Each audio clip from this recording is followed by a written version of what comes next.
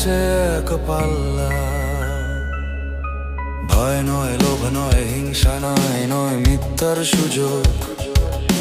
সত্যের পক্ষে দাঁড়িপাল্লায় আজ ভোটটা হোক।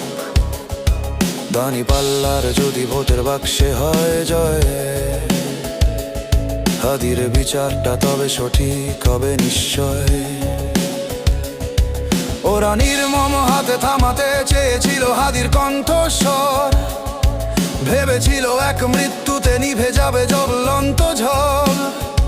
ওরা জানে না, ওরা অথর্ব, ওরা মূর্খ, ওরা দুর্বল, ওরা দালাল। ওরা চাই না, হয় না থামা থেকে হোক স্বাধীনতার সকাল।